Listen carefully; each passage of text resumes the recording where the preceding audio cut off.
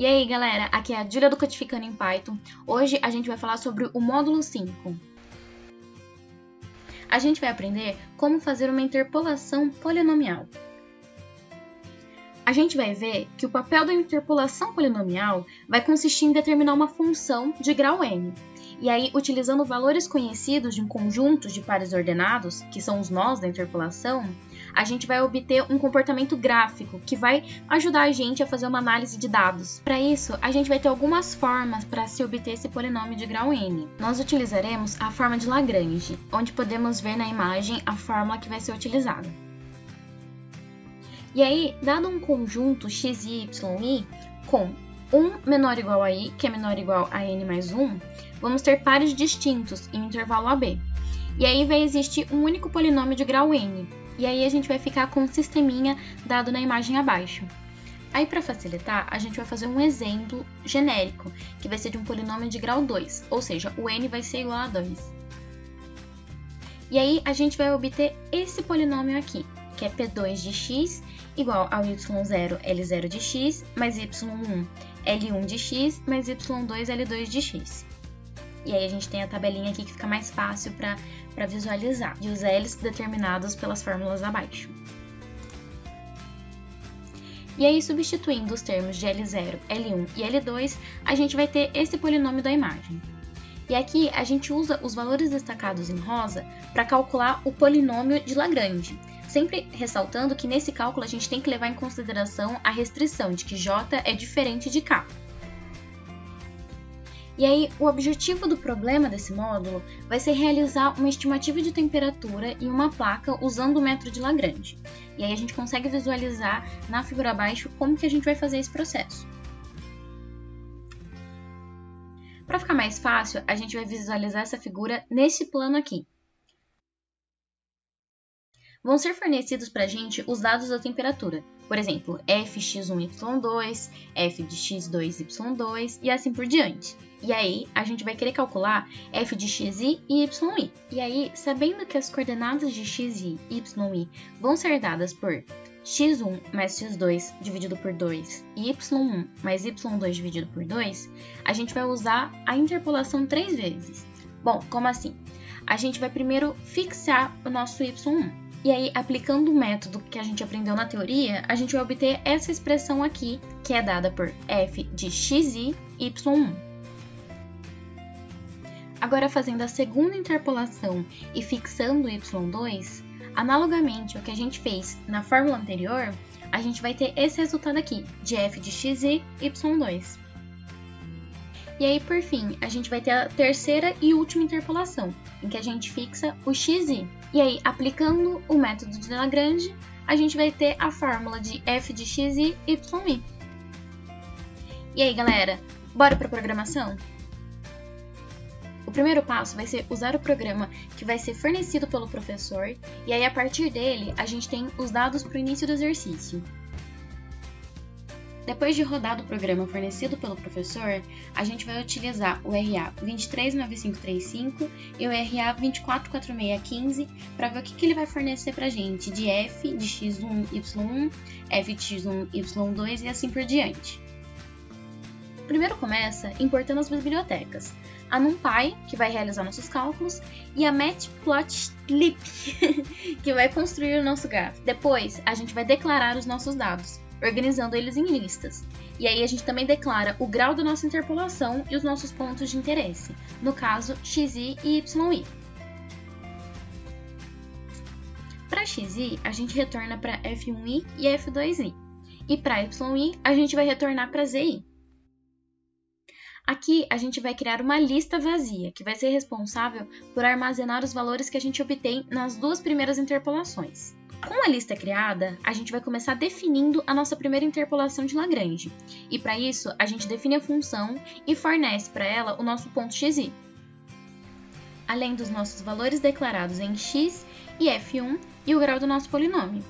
Além disso, dentro dessa função de interpolação, a gente vai começar declarando que f1i é inicialmente 0.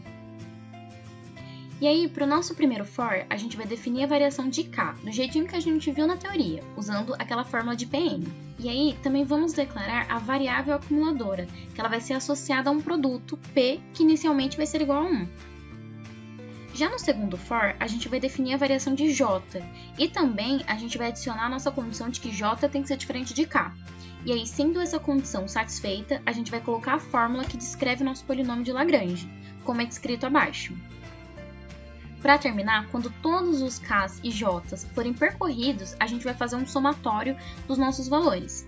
E aí lembra também de sempre adicionar o valor de f1i, que é obtido na lista de z. O quinto passo vai ser realizar a nossa segunda interpolação. Aqui a gente vai fazer a mesma ideia do exercício anterior, só que dessa vez a gente vai utilizar o nosso f2. E aí dentro da nossa função de interpolação, a gente vai começar declarando que f2i é inicialmente 0, igual a gente fez antes. No primeiro for, a gente vai definir a variação de k. E aí depois a gente declara também que a variável acumuladora associada a um produto p vai ser inicialmente igual a 1. Já no segundo for, a gente vai definir a variação de j. E também a gente vai sempre adicionar aquela condição de que j tem que ser diferente de k. E aí, sendo essa condição satisfeita, a gente coloca a fórmula que descreve nosso polinômio de Lagrange. E aí, para terminar, quando todos os nossos k's e j's forem de novo percorridos, a gente vai fazer o somatório dos valores que a gente obteve. E aí, a gente sempre tem que lembrar de adicionar o valor de f2i, que foi obtido na lista z. O sexto passo vai ser obter a nossa lista z com os valores que a gente precisa. E para isso, a gente tem que definir a nossa terceira interpolação. Agora, na nossa função, a gente vai fornecer o ponto yi, a nossa lista de valores y e z e o nosso grau do polinômio. Além disso, a gente vai condicionar que zi seja inicialmente igual a 0. No primeiro for, a gente vai definir a variação de k, e a gente vai declarar também a variável acumuladora associada a um produto, p, que inicialmente vai ser igual a 1. Já no segundo for, a gente tem que definir a variação de j, além de condicionar também a condição de j ser diferente de k. E, sendo essa condição satisfeita, a gente coloca na fórmula, que descreve nosso polinômio de Lagrange, e, nesse caso, a gente utiliza os valores de y para construí-lo. Por fim, quando todos os k's e j's forem percorridos, a gente faz de novo o somatório dos nossos valores obtidos. Agora, a gente constrói o nosso gráfico para verificar se essa interpolação funcionou mesmo. Em T, definimos o nosso intervalo. Logo em seguida, a gente cria uma lista vazia, que é yt, para armazenar os nossos valores da interpolação. No nosso for, a gente vai condicionar esses valores da interpolação na nossa lista vazia. Em seguida, a gente plota os gráficos.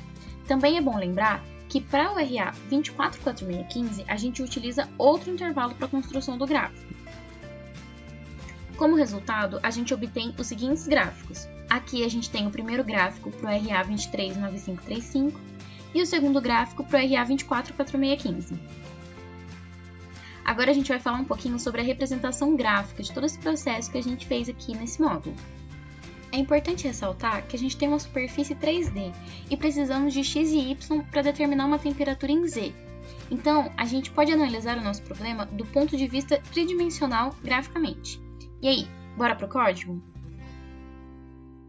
O primeiro passo vai ser importar as bibliotecas, que uma vai ser importante para a realização dos cálculos e a outra para fazer os gráficos. E outra também que vai nos fornecer o comando necessário para a representação em 3D.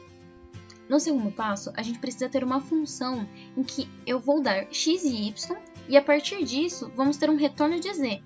Então, definindo a minha função para um polinômio de grau 1, eu peço para que o programa retorne, a partir da interpolação de Lagrange, o meu z. O terceiro passo é criar um gráfico de pontos de dispersão. E para isso, eu defino meu x e y da função e eu utilizo a função linspace da biblioteca NumPy. Essa função vai criar um vetor de valores. E assim, a gente vai fornecer o ponto inicial, que é x1, y1, e o ponto de parada, que é y1, y2. E para isso, a gente também vai fornecer a quantidade de valores. Nesse caso, vai ser 25, que vão ser a quantidade de iterações que a gente vai poder fazer. A linspace vai distribuir os pontos de uma forma uniforme em uma matriz da NumPy. Só que na interpolação bilinear, a gente quer determinar todos os valores intermediários, que vão varrer a região entre as funções de duas variáveis, que que é de z igual a f de x e y. Quando a gente usa esse comando, ele vai pegar, por exemplo, o primeiro valor de x com o primeiro valor de y e o segundo valor de x com o segundo valor de y, e assim por diante. Então, a gente obteria 25 valores para z. Só que, na verdade, eles não estão varrendo a região. Então, a gente não resolve o problema em si, pois o correto seria fixar o valor de x enquanto y varia e depois fixar y enquanto x varia. E fazendo isso para x1, x2, y1 e y2, a gente varre, portanto, toda a região. No quarto passo, a gente vai usar essa função que a gente determinou aí. Ela faz uma grade retangular a partir de uma matriz de valores de x e uma matriz de valores de y. Ou seja, ela vai pegar um valor de x, fixar ele e combinar com todos os valores de y, e vice-versa. E assim, ela faz uma grade de valores de x e uma grade de valores de y.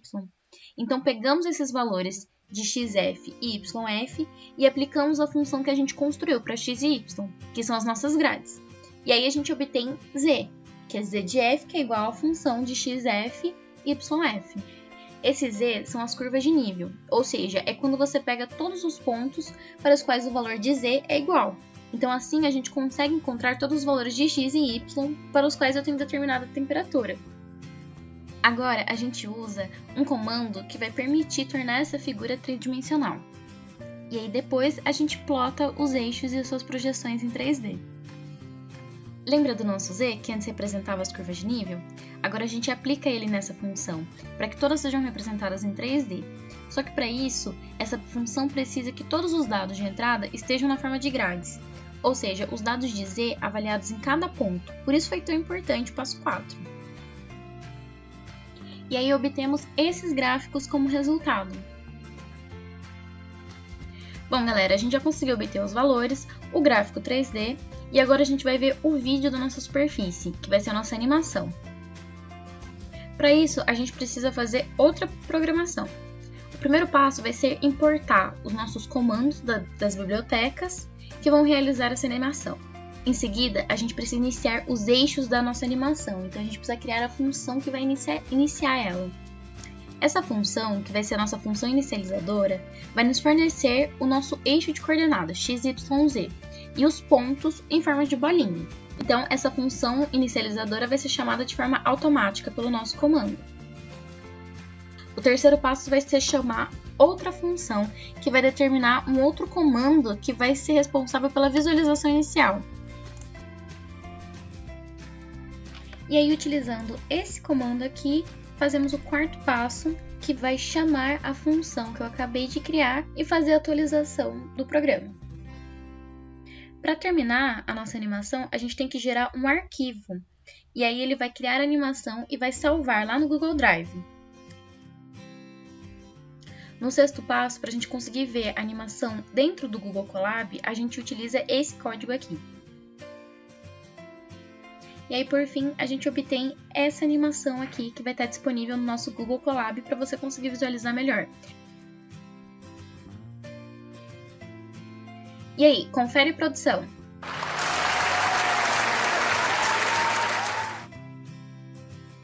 Então, gente, nesse módulo a gente aprendeu a fazer uma interpolação bilinear, um gráfico 3D e uma animação.